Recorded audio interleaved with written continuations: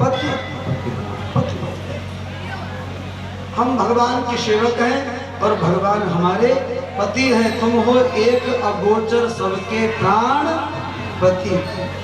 प्राणों का संचालन उस परमात्मा की कृपा से होता है। इसलिए भगवान ये प्रिय सबई जहां लगी, जितने भी प्राणी हैं सबको भगवान प्रिय है।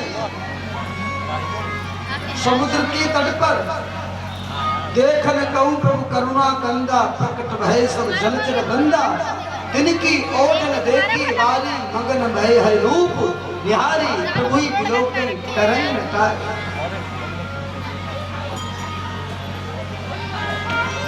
प्रेम है, ये भाव बना रहना चाहिए। और भगवान ने अविरल भक्ति का वरदान दिया। अविरल भगति विरत ज्ञाना, अविरल भगति विरत ज्ञाना, ओ सकल गुण ज्ञान निधाना, ओ सकल गुण ज्ञान निधाना। अविरल भगति विरत विज्ञान, वैराग्य विज्ञान, क्योंकि विज्ञान कसौटी पे कसने के बाद मानता है। साइंस है हमारे धर्म वैसे पहले मान लेता है और विज्ञान कसौटी पे कसने के बाद मानता है। हौ सकल गुण ज्ञान निधाना, ये आशीर्वाद दिया भगवान। अविरल भक्ति दी है। तीक्ष्ण जी ने भगवान से निवेदन किया कि अनुज जानकी सहित प्रभु चापुबान धर राम, मम ही गगन इंदु सदा। हे प्रभु, आप निरंतर हमारे हृदय में वास करें। अकेले नहीं, अनुज जानकी सहित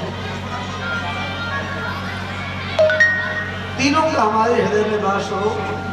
निकाम आप भक्ति प्रदान करें। भगवान ने कहा सुदीक्षण अब हमें चलना है आगे। क्या नहीं प्रभु मेरे पीछे। सुदीक्षण जी आगे और भगवान उनके पीछे। तो तुरंत सुदीक्षण गुरु पै गया, करी दंडवत सहत अस भयउ, नाथ कौशला धीश कुमारा, नाथ कौशला धीश कुमारा। आए मिलन जगत आधारा,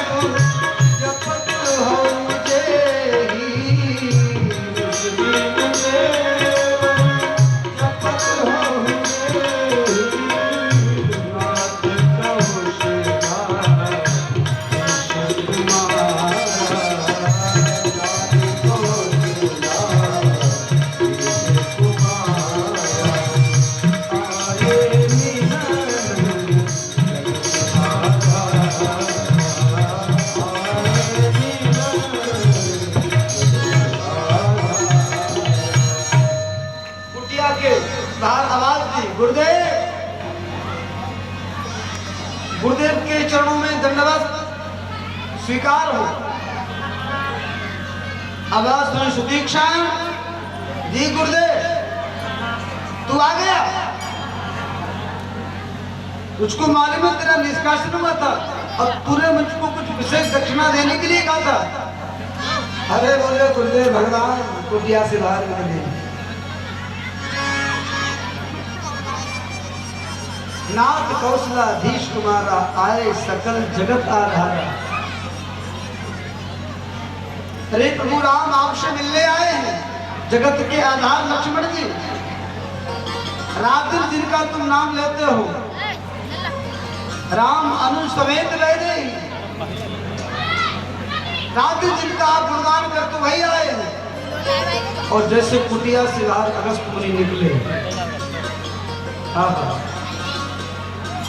सुतीक्षण को हृदय से लगा लिया, आंखों में प्रेम की आंसू आ गए। सुतीक्षण वैसे तो गुरु शिष्य को परमात्मा का साक्षात्कार कराता है। सुतीक्षण तुम्हारी साधना, तुम्हारी भक्ति, तुम्हारी दृढ़ता, तुम्हारा विश्वास और श्रेष्ठ।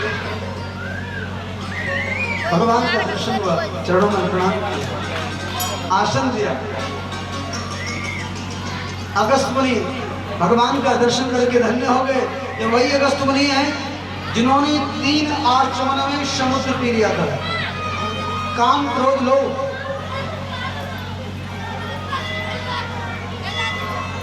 अगस्त मुनि ने भगवान से वरदान मांगा, यही वर मांगो कृपा निकेता, बसो हृदय से अनुज समेता। मतलब जो भी भगवान से मांग रहे हैं क्या, कि आप हमारे हृदय में निरंतर वास करो। और गोस्वामी जी क्या मांग रहे हैं भगवान गणेश से, मांगत तुलसी दास कर जोरे, बसहु नाम सिय मानस मोरे, बसहु नाम सिय मानस मोरे, बसहु नाम सिय मानस मोरे, बसहु नाम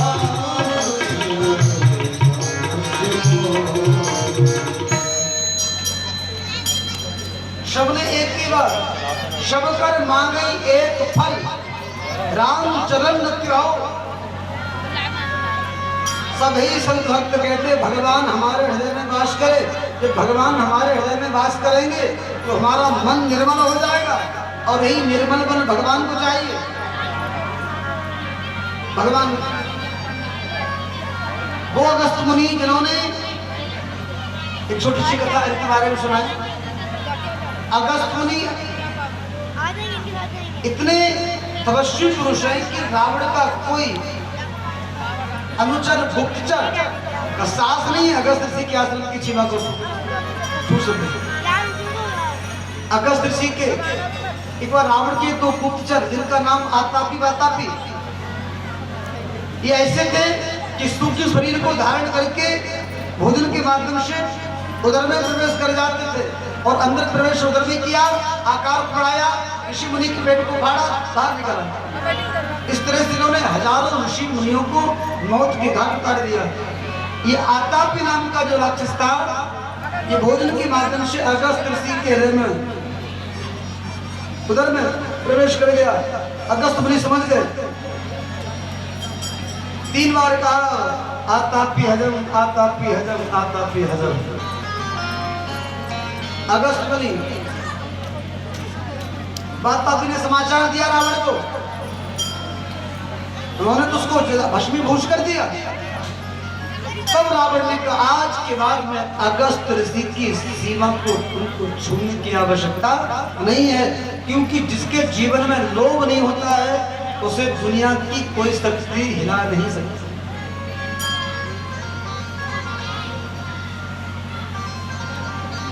एक बार भगवान राम से भक्ति सीता ने कहा प्रभु ब्राह्मण को भोजन कराने का मन कर रहा है, किसी ब्राह्मण को निमंत्रण किया जाए।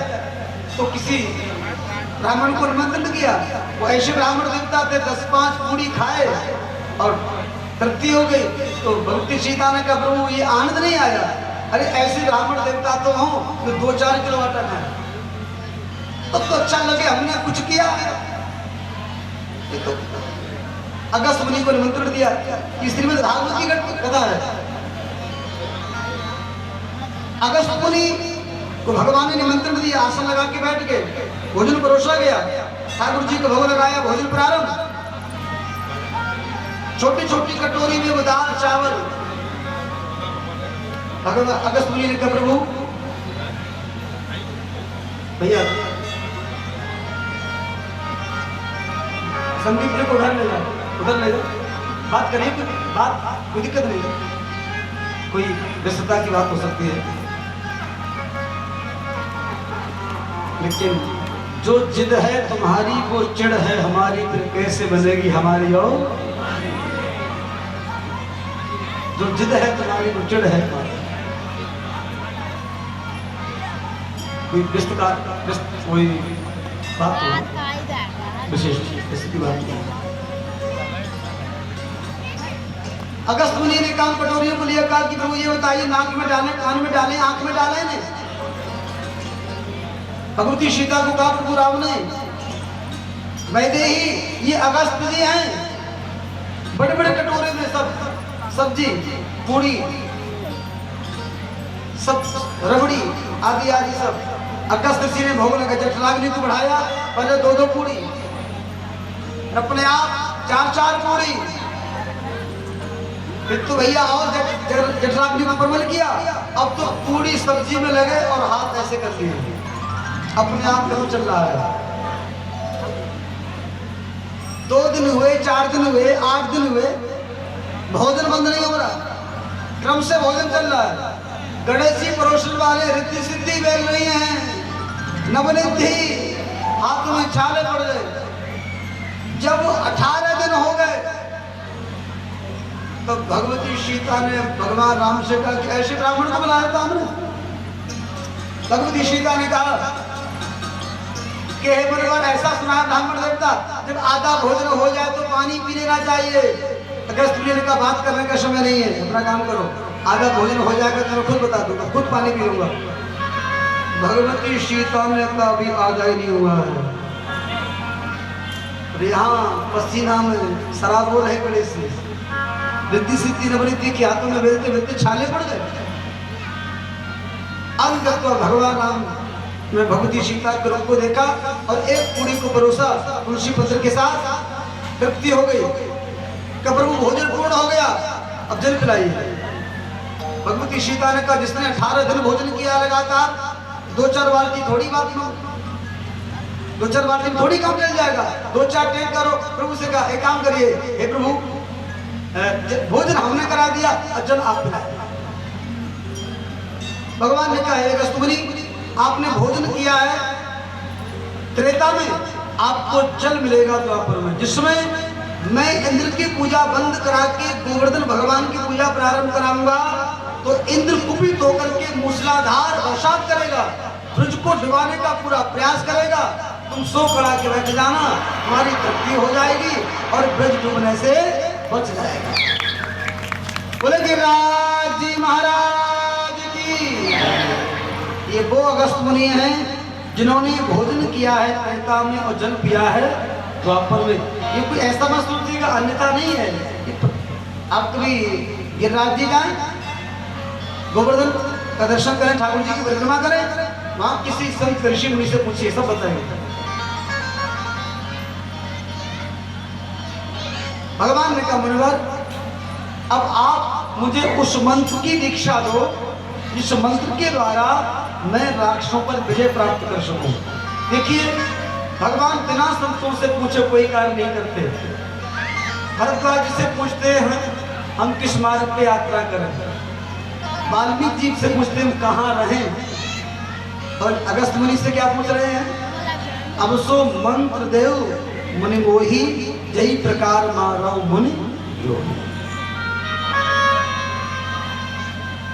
अगस्त मुनि ने कहा राम जो तुमने सारंग धनुष को धारण कर रखा है, इससे रावण मरने वाला नहीं। उन्हें सारंग धनुष को दूसरा धनुष दिया है, लक्ष्मण जी को आयु दिए हैं और कहा तुम पंचवटी जाके वास करो, तुम्हारे वहां से तुम्हारा राक्षसों का मारने का अभियान प्रारंभ होगा। यहां से भगवान पंचवटी आ जाते हैं। बड़े आनंद कंद भगवान की, भगवान के चरण पड़े हैं, वो दंडक वन सुहावन हो गया, पंचवटी पुनः हरित हो गई। भगवान ने वहां वृक्षारोपण भी किया है। तुलसी तरवर विविध सुहाए, कहूं को सीखो लखन। हम लोगों को भी अपने जीवन में वृक्षारोपण करना चाहिए। एक कैलकुलेशन करिए, उतनी जितनी आपके परिवार अथवा जीवन में लकड़ी की आवश्यकता होती है, उतने वृक्ष अवश्य लगाइए। घर में किवाड़ किसके चढ़ते हैं? है? देख तमाशा लकड़ी, जीते लकड़ी मरते। उतना तो वृक्षारोपण करो कम से कम एक वर्ष में 5 वृक्ष अवश्य लगाने चाहिए। इससे आज जो प्रकृति प्रतिकूल हो रही हम लोगों के केवल वही कारण है, वृक्ष रहे कहां। इसीलिए आज त्रायत्रा मची हुई है। प्रकृति के साथ छेड़छाड़ करोगे तो प्रकृति भी आपको बख्शने वाली नहीं है। आइए भगवान यहाँ विराजमान है और थोड़ी कुछ आध्यात्मिक चर्चा हो जाए।